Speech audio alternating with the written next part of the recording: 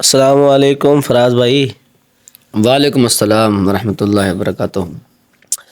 اے فراز بھائی، یہ جو اللہ تعالیٰ نے پوری دنیا ہر چیز انسان کے لیے بنا دی، بے شک تو انسان کا بھی تو یہ حق بنتا ہے نا کہ اس خالق سے، اس مالک سے بے تحاشا ہر چیز سے بڑھ کر محبت کرے۔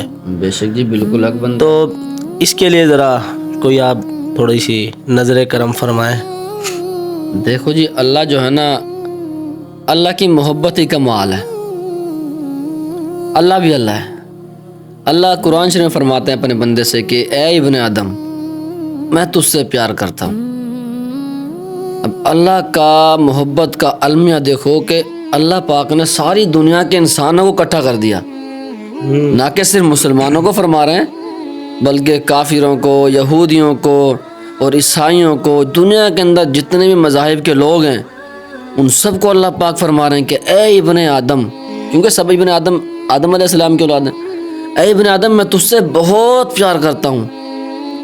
اب اس ابن آدم کے اندر صرف ان کو نہیں مخاطب ہو رہے جو نمازیں پڑھتے ہیں، روزے رکھنے والوں کو نہیں کہہ رہے، تہجد پڑھنے والوں کو نہیں کہہ رہے ہیں، اور نوافل پڑھنے والوں کو نہیں کہہ رہے، اللہ کو یاد کرنے والوں کو نہیں کہہ رہے، بلکہ تمام انسانوں کو مخاطب ہیں۔ وہ جو سورج کی پوجا کرتے ہیں، وہ جو تاروں کی پوجا کرتے ہیں، کچھ ہیں جو چاند کی پوجا کرتے ہیں، کچھ بندروں کی پوجا کرتے ہیں، کچھ سانپ کی پوجا کرتے ہیں، کچھ اونٹنیوں کی پوجا کرتے ہیں، کچھ گاؤں کی پوجا کرتے ہیں، پتہ نہیں کتنے قسم کے مذہب ہیں اور کس کس کی پوجا کرتے ہیں۔ اللہ پاک پھر بھی ان کو نہیں بھولے، ان سب کو مخاطب کر کے ایک آواز میں کہہ رہے ہیں کہ اے ابن آدم، میں تجھ سے بہت پیار کرتا ہوں۔ اور اگلی بات کیا کمال اللہ پاک فرماتے ہیں کہ اے ابن آدم، میں تجھ سے پیار کرتا ہوں اور تجھے میری محبت کا واسطہ ہے، تجھے میری محبت کی قسم، تو بھی تو مجھ سے پیار کر۔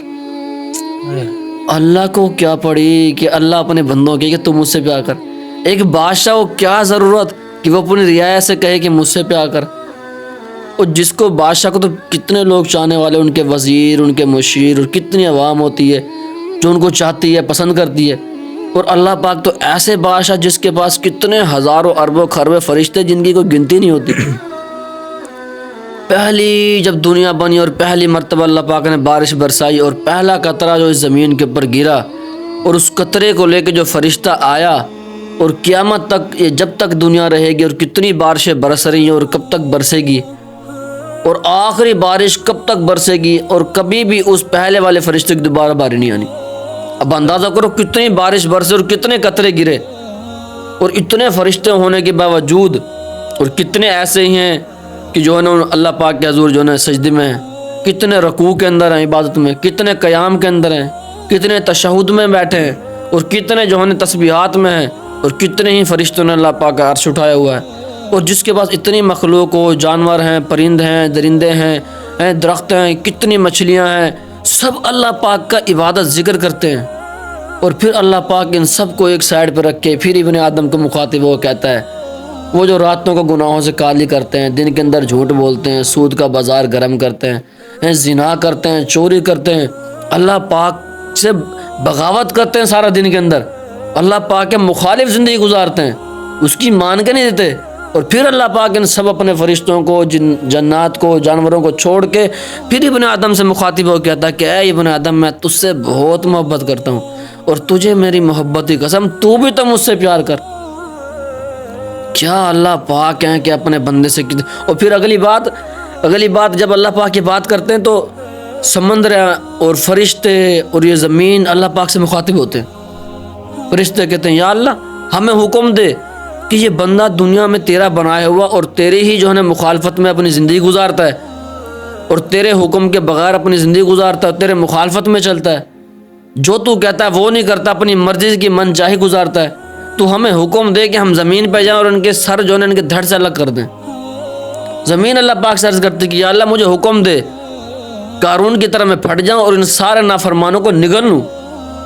سمندر اللہ پاک سے عرض کرتے ہیں کہ اللہ ہمیں حکم دے کہ میں قوم نوح کی طرح ان پہ چڑھ جاؤں اور ان کو نست نابود کر دوں اس دنیا سے۔ اور اللہ پاک آگے کیا فرماتے ہیں فرشتوں سے، زمین سے اور سمندروں سے کہ تمہارا بنایا ہوا ہے، یہ بندہ تمہارا بنایا ہوا ہے۔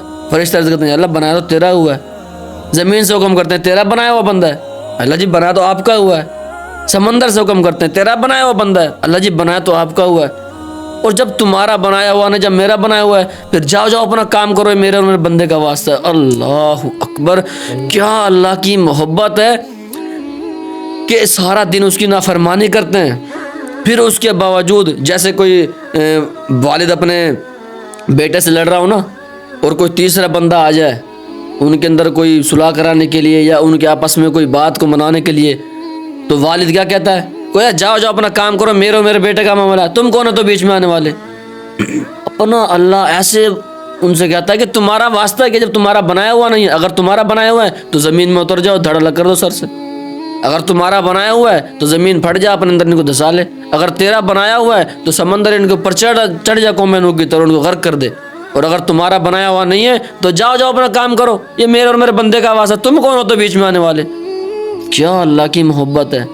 اور پھر ایسے اللہ کو چھوڑ کے ہم کہاں بھاگے جا رہے ہیں؟ اور پھر اللہ پاک فرماتا ہے کہ اے تو اتنے گناہ کر، زمین و آسمان کو بھر دے گناہوں سے، پھر ایک مرتبہ میرے پاس توبہ کرنے کے لیے، اور کیا کروں گا میں تیرا استقبال کروں گا۔